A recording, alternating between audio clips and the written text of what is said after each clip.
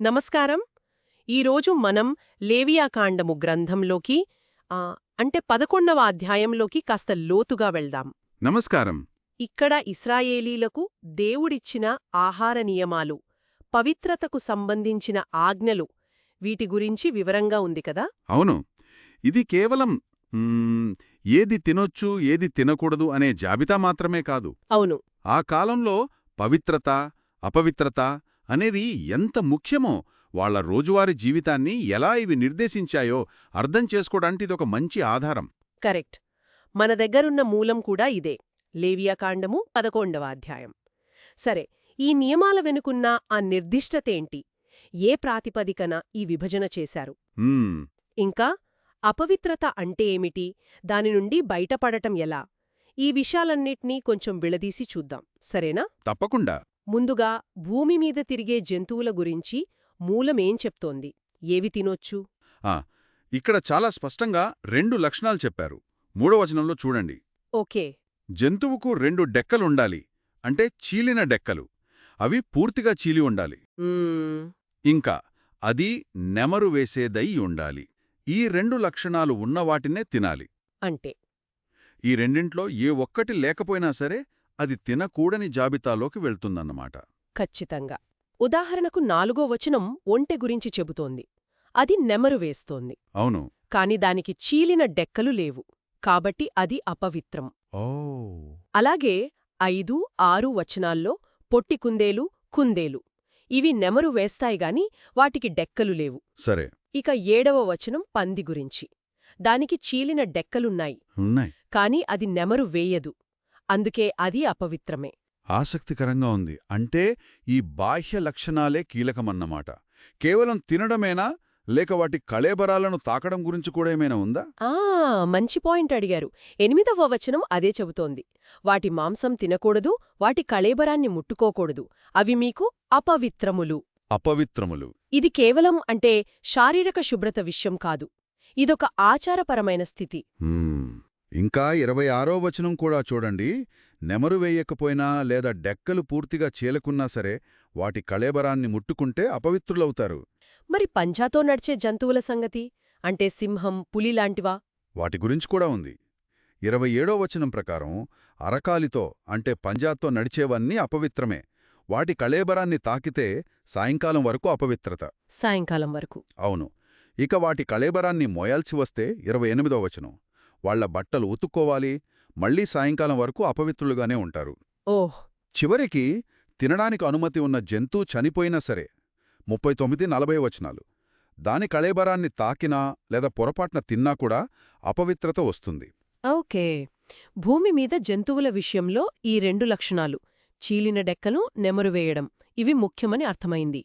మరి నీటిలో ఉండే వాటి సంగతేంటి? చేపలు, ఇతర జీవులు. నీటి జీవుల విషయంలో కూడా 2 లక్షణాలే ప్రధానం. 9వ వచనం చూడండి.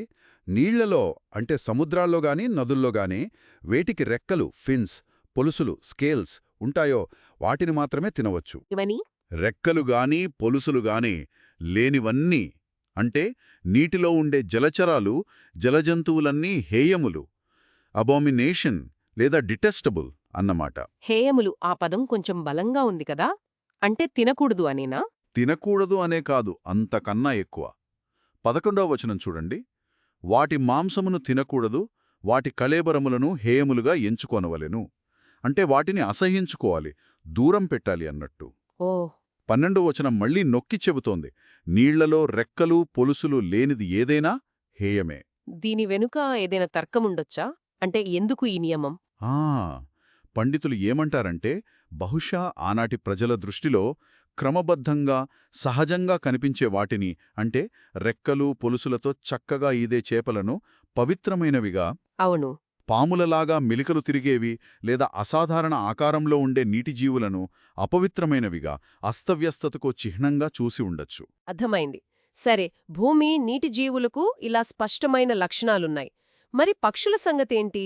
వాటి విషయంలో పద్ధతి వేరుగా ఉన్నట్టుంది. తినకూడని వాటి జాబితా ఇచ్చినట్లున్నారు. అవును, ఇది గమనించాల్సిన విషయం. పక్షుల విషయంలో ఏవి తినచ్చో చెప్పకుండా ఏవి తినకూడదో, ఏవి హేయమైనవో ఒక జాబితా ఇచ్చారు. 13వ వచనం నుండి మొదలవుతుంది. అంటే ఈ జాబితాలో లేనివి తినొచ్చని అనుకోవాలా? అవును, అలా అర్థం చేసుకోవచ్చు. ఈ జాబితా 13, 19 వచనాలు చూస్తే మనకు ఎక్కువగా గద్దలు, రాబందులు కనిపిస్తాయి. అంటే మాంసాహార పక్షులు. అవును, వేటాడేవి, కళేబరాలు తినేవి, గుడ్లగూబల్లాంటి రాత్రిపూట తిరిగేవి, కొన్ని రకాల నీటి పక్షులు, ఇంకా ఆసక్తికరంగా గబ్బిలం కూడా ఉంది ఈ జాబితాలో. గబ్బిలం అది పక్షి కాదు కదా? సరిగ్గా. అదే ఇక్కడున్న విచిత్రం. అది పక్షి కాదు, జంతువు కాదు. ఆ అనిశ్చిత స్థితి కూడా ఒక కారణం కావచ్చు. మరి ఈ జాబితాలోని పక్షులకు ఏదైనా ఉమ్మడి లక్షణం కనిపిస్తోందా? ఎందుకు వీటిని నిషేధించి ఉండొచ్చు? ఆ, ఎక్కువగా ఇవి హింసతో, మరణంతో, కళేబరాలతో సంబంధమున్న పక్షులు, రాత్రి తిరిగేవి, చీకటితో ముడిపడి ఉండొచ్చు. హ్మ్, ఇవన్నీ బహుశా జీవాన్ని, క్రమాన్ని, పవిత్రతను సూచించే దేవుని స్వభావానికి భిన్నమైనవిగా భావించారేమో. ఇది కేవలం ఆరోగ్య కారణం కాదు, ఒక ప్రతీకాత్మక విభజనలా అనిపిస్తుంది. ఓకే. ఆ తర్వాత రెక్కలుండి నేలమీద నడిచే పురుగులు. వీటి గురించి కూడా నియమాలున్నాయి కదా? ఇది కొంచెం గందరగోళంగా ఉండొచ్చేమో. అవును, 20వ వచనం చూడండి. సాధారణ నియమం ఏంటంటే రెక్కలుండి 4 కాళ్లతో ప్రాకే పురుగులన్నీ హేయమైనవి, తినకూడదు. అన్నీనా? దాదాపు అన్నీ. కాని ఒక మినహాయింపుంది 21వ వచనంలో. ఏంటది? నేలమీద గెంతడానికి వీలుగా వెనుక కాళ్లకు తొడలు లేదా కీళ్లు, జాయింటెడ్ లెగ్స్ ఫర్ లీపింగ్ ఉంటాయే, అలాంటి పురుగులను తినొచ్చు. ఆ, అంటే మిడతల లాంటివా? ఖచ్చితంగా. 22వ వచనం. నేత మిడత, చిన్న మిడత, ఆకుమిడత, ఇలా రకరకాల మిడతలను తినవచ్చని పేరు పెట్టి మరీ చెబుతోంది. ఎందుకని? వాటిని తినొచ్చు. గెంతుతాయి కాబట్టి? బహుశా అదే కారణం కావచ్చు. నేలమీద అలా క్రమబద్ధంగా గెంతే లక్షణం వాటిని ఆమోదయోగ్యంగా చేసిందేమో. ఇవి కాకుండా మిగిలిన 4 కాళ్ల రెక్కల పురుగులు 23వ వచనం మాత్రం హేయమైనవే. సరే, ఇక ఆఖరిగా నేలమీద ప్రాకే జీవులు, పాములు, బల్లులు, ముంగిసలు లాంటివి. వాటి సంగతేమిటి? వీటి విషయంలో నియమం ఇంకా కఠినం. 41వ వచనం చాలా సూటిగా చెబుతోంది. నేలమీద ప్రాకే జీవరాశులన్నీ హేయములు, వాటిని తినకూడదు. అన్నీనా? అవును, కడుపుతో ప్రాకేవి, 4 కాళ్లతో నడిచేవి జంతువుల విభాగంలో చెప్పినవి కాకుండా ఇంకా చాలా కాళ్లు ఉన్నవి 42వ వచనం, ఇవేవీ తినకూడదు. వీటిలో కూడా కొన్ని ప్రత్యేకంగా పేర్లు చెప్పారా? ఉదాహరణకు చెప్పారు. 29, 30వ వచనాల్లో చిన్న ముంగిస, చిన్న పందికొక్కు లేదా ఎలుక, బల్లి, ఊసరవెల్లి, తొండ, సరటము వంటివి అపవిత్రమైనవిగా పేర్కొన్నారు. మ్మ్, ఇవి చనిపోయాక వాటిని ముట్టుకున్నా సరే 31వ వచనం ప్రకారం సాయంకాలం వరకు అపవిత్రత వస్తుంది. ఓకే. అసలు వీటిని తినడం ద్వారా మిమ్మల్ని మీరు హేయపరుచుకోవద్దు, అపవిత్రులు కావద్దు అని 43వ వచనంలో గట్టిగా హెచ్చరించారు. బహుశా ఇవి నేలకు మరీ దగ్గరగా దుమ్ములో ప్రాకుతాయి కాబట్టి అలా అనుకున్నారంటారా? అది ఒక కారణం కావచ్చు. పవిత్రతకు, పరిశుభ్రతకు దూరంగా ఉన్నట్టుగా భావించి ఉండవచ్చు. ఈ అపవిత్రత గురించి ఇంకాస్త వివరంగా మాట్లాడదాం. కేవలం కళేబరాన్ని తాకితే అపవిత్రత అంటున్నారు. ఇది వస్తువులకు కూడా వర్తిస్తుందా? అంటే? అవును, ఇది చాలా ముఖ్యమైన భాగం. ఈ అపవిత్రత అనేది కేవలం వ్యక్తికి మాత్రమే కాదు, వస్తువులకు కూడా సంక్రమిస్తుంది. ఎలా? 32వ వచనం చూడండి. అపవిత్ర జంతువు కళేబరం అనుకోకుండా చెక్క పాత్రమీద గాని, బట్టమీద, చర్మంమీద, సంచిమీద ఇలా దేనిమీద పడినా ఆ వస్తువు అపవిత్రమవుతుంది. మరి దాన్నెలా శుద్ధి చేయాలి? దాన్ని నీళ్లలో వెయ్యాలి. అది సాయంకాలం వరకు అపవిత్రంగా ఉండి ఆ తర్వాత పవిత్రమవుతుంది. అన్ని వస్తువులకు ఇదేనా? మట్టి పాత్రల గురించి ఏదో తేడాగా చెప్పినట్టున్నారు. అవును, మీరు సరిగ్గా గుర్తుపట్టారు. మట్టి పాత్రల విషయంలో నియమం చాలా కఠినం. 33వ వచనం ప్రకారం అపవిత్ర కళేబరం మట్టి పాత్రలో పడితే ఆ, దాని లోపలున్నదంతా అపవిత్రమవుతుంది.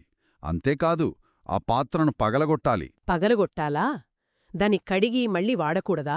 వాడకూడదు, దాన్ని పగలగొట్టాల్సిందే. బహుశా మట్టి పాత్రలు ఆ అపవిత్రతను పూర్తిగా పీల్చుకుంటాయని, దాన్ని తీసేయడం సాధ్యం కాదని అనుకున్నారేమో. ఓ, అంటే ఆ పాత్రలో ఉన్న నీళ్లుగాని, ఆహారంగాని అవి కూడా అపవిత్రమే.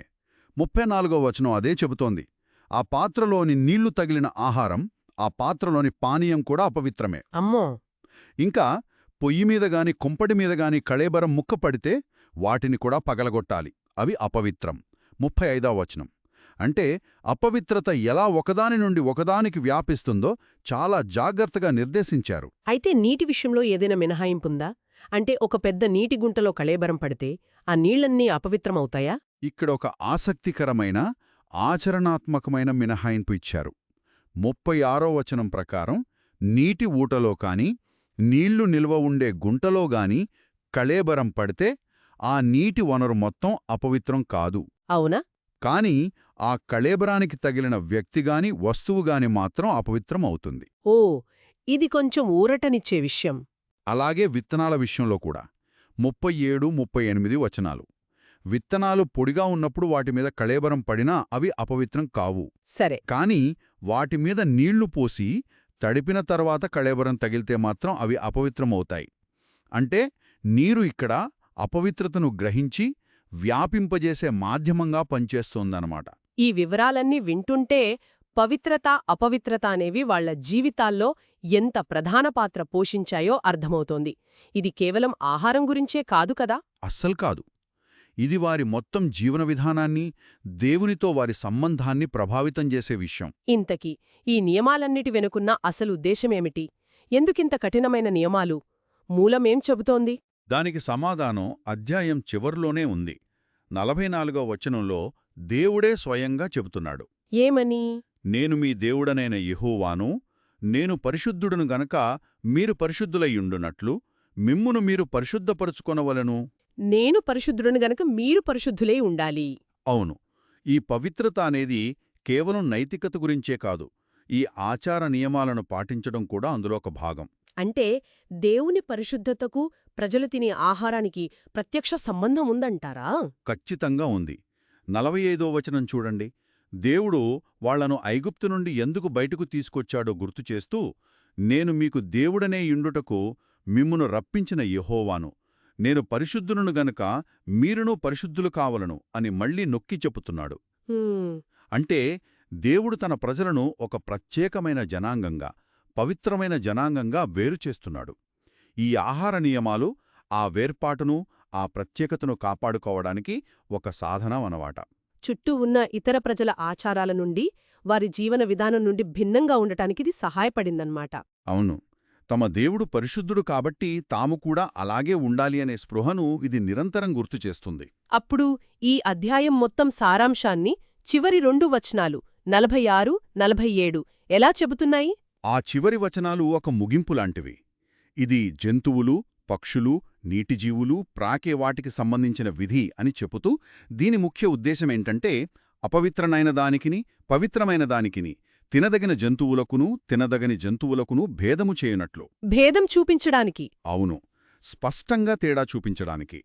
ఏది దేవునికి అంగీకారం, ఏది కాదో అనేది ఈ ఆహార నియమాల ద్వారా కూడా తెలియచేయబడుతోంది.